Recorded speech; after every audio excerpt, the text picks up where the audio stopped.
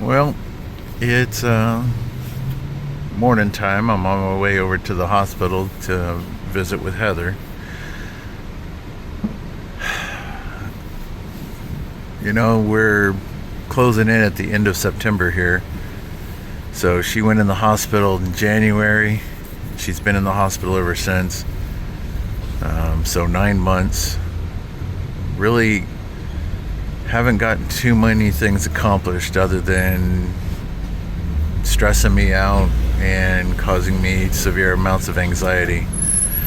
Dealing with the house issue, I had to hire a lawyer. So far I've given the lawyer 10 grand as a retainer to get my money for the house sale.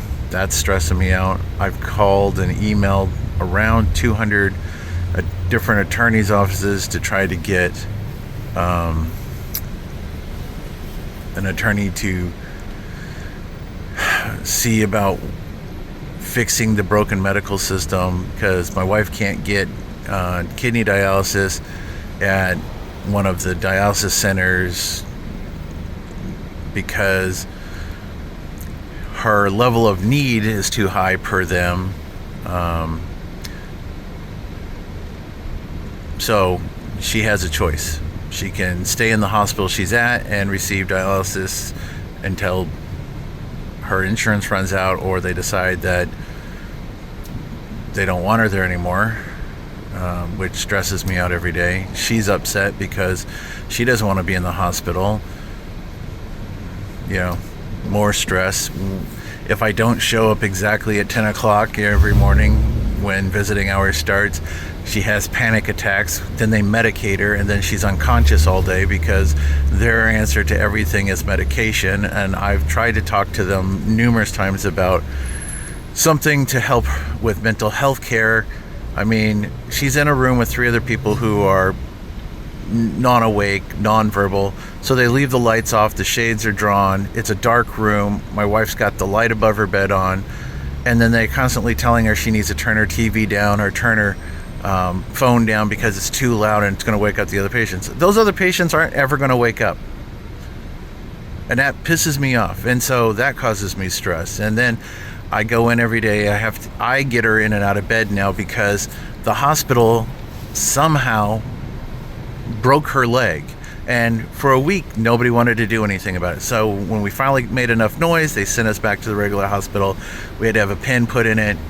So now her leg's better, it's healing, she's doing good. But there's other medical issues, like both of her legs and her left arm are severely swollen, and nobody can give us a reason. First they said, it's because she's retaining fluid.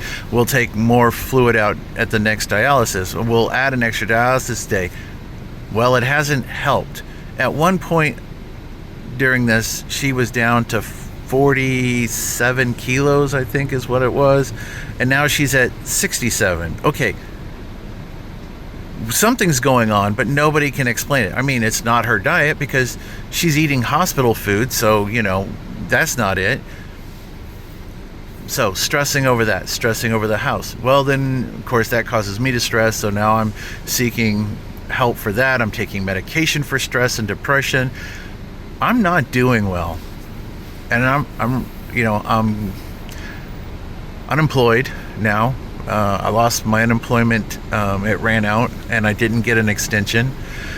So, and it's really difficult to be out looking for work when somebody expects you to show up to the hospital, because if not, they're just sitting in a dark room doing nothing. The medical system in the United States is broken, and nobody cares. I have sent emails to the different news agencies trying to get somebody to pick it up. I found a video about dialysis centers and why there's a problem, and a lot of complaints about these dialysis centers. They have the bare minimum staff. They don't have a doctor on call. They don't have the right people, and that's why they won't accept people like Heather who have additional needs as patients. It sucks. I really wish there was an answer.